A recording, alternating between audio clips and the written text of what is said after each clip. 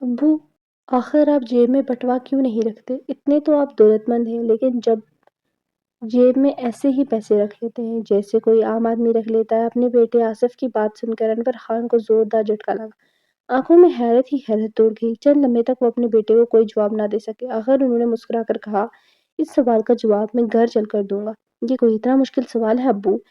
بیٹا مشکل تو نہیں ہے، لیکن جواب دینے میں کچھ وقت لگے گا، اور اس وقت ہم ایک دکان میں کھڑے ہیں، چیزیں خرید رہے ہیں۔ اچھی بات ہے، میں گھر چل کر اس سوال کا جواب سن لوں گا۔ آصف نے پیار بھرے انداز میں اپنے باپ کا ہاتھ تھام لیا۔ وہ ایک بہت کاروباری آدمی تھے۔ ان کا کاروبار بہت منافع میں چل رہا تھا۔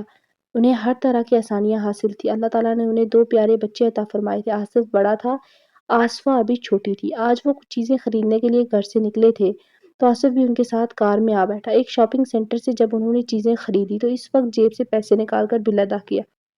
جبکہ اس وقت شاپنگ پلازا میں جتنے لوگ تھے خرید و فروخت کر رہے تھے، وہ سب جیبوں سے بہت زیادہ پھولے ہوئے بٹوے نکال کر اس میں سے چیزوں کا بل ادا کر رہے تھے اور بقایا پیسے بٹوے میں ٹھوس رہے تھے۔ شاید یہی منظر دیکھ کر آصف کے ذہن میں سوال گونجا۔ اسے حیرت اس بات پر تھی کہ اس کا سوال سن کر اس کے والد اتنے حیران کیوں ہوئے۔ گھر پہنچتے وقت ہی شام کی چائے کا وقت ہو گیا تھا۔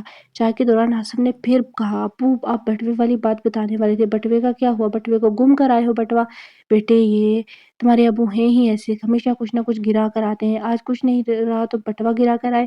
انور خان بیگم نے منہ بنایا۔ انور خان نے کہا، بیگم میرے پاس تو بٹوا ہی نہیں ہوتا تو گرے گا کیسے؟ اوہ یہ تو میں بھول ہی گئی تھی۔ آصف میاں کون سے بٹوے کی بات کر رہے ہیں؟ پھر آصف میاں جاننا چاہتے ہیں کہ میں جیب میں بٹوا کیوں نہیں رکھتا؟ باقی تو اپنی رقم بٹووں میں رکھتے ہیں، شاپنگ کرتے وقت بار بار بٹوا نکالتے ہیں۔ اس وقت میں بڑا نوٹ نکال کر دکاندار کو دیتے ہیں اور بڑی شان سے بقایا نوٹ بٹوے میں رکھ لیتے ہیں۔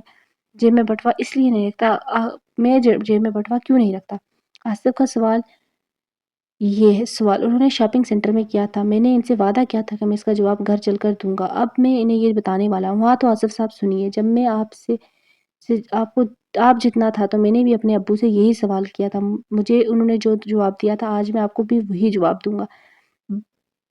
دراصل یہ ہے میرے بچے کہ میرے پاس بہت دولت ہے، اچھے سے اچھا بٹوا میں جیب میں رکھ سکتا ہوں، اس میں خوب نوٹ ٹھوک سکتا ہوں، بٹوے کو بار بار نکال کر دکانداروں کا بل ادا کر سکتا ہوں، لیکن یہ سب مجھے اچھا نہیں لگتا۔ لیکن کیوں ابو؟ میں نے ان سے پوچھا۔ بٹوا وہ بھی خوب پھلا ہوا جیب میں رکھنا مجھے اچھا نہیں لگتا۔ وہ کہتے کہتے رک گئے۔ میں نے جلدی سے کہا، ہاں ہاں بتائیے کیوں نہیں اچھا لگتا؟ آپ کو بہت دن ہوئے ہیں، میں نے ایک بہت قیمتی اور بہت شاندار بٹوا خریدا تھا۔ بازار میں جانے سے پہلے میں نے اسے خوب نوٹوں سے بھرا۔ جب میں بازار گیا تو مجھے وہ بٹوا نکالنا پڑا۔ مجھے محسوس ہوا جیسے ایسا کرتے ہوئے مجھے فخر اور غرور کا احساس ہو رہا ہے۔ میں خود کو بہت اہم آدمی محسوس کر رہا ہوں۔ پھر یہ خیال بہت ہوتا چلا جاتا، بار بار دل و دماغ میں چبھتا رہا۔ آخر میں نے یہ فیصلہ کیا کہ جب میں جیب میں بٹوا نہیں رکھوں گا، اور میرے بچے یقین کریں جب میں نے بٹوے سے نجات حاصل کی تو فخر کا احساس ختم ہو گیا، بالکل غائب ہو گیا۔ میں بہت پرسکون محسوس کرنے لگا، اپنے اندر ایک ٹھہراؤ کا احساس ہوا۔ اسی دن میں نے فیصلہ کیا کہ آئندہ میں بٹوا نہیں رکھوں گا۔ جب غریب لوگ ہمارے پھولے ہوئے بٹووں کو دیکھتے ہیں تو ان کی دل پر کیا گزرتی ہوگی، کتنی آہیں ان کے ہونٹوں سے آزاد ہوتی ہوں گی، ان کے دل کس قدر مچلتے ہوں گے۔ اور سچ تو یہ ہے کہ میرے بچے، ہماری اس دولت میں غریبوں کا حصہ ہے۔ رقم بٹوے سے نکالنے میں دیر لگ جاتی ہے، نہ جانے کس قسم کے خیالات ان کے دماغوں میں ہلچل مچاتے ہوں گے، لہٰذا تم بھی کبھی بٹوا نہ رکھنا۔ میں نے اپنے والد کی بات پلے باندھ لی۔ بیٹے آصف، میں آج تک اس پر کاربند ہوں، یہی وجہ ہے کہ میں آپ کو میری جیب میں بٹوا نظر نہیں آتا۔ پوری بات سمجھ میں آ گئی، آصف نے اچھلتے ہوئے کہا۔ اللہ کا شکر ہے، آپ ان کی باتوں پر کاربند ہیں۔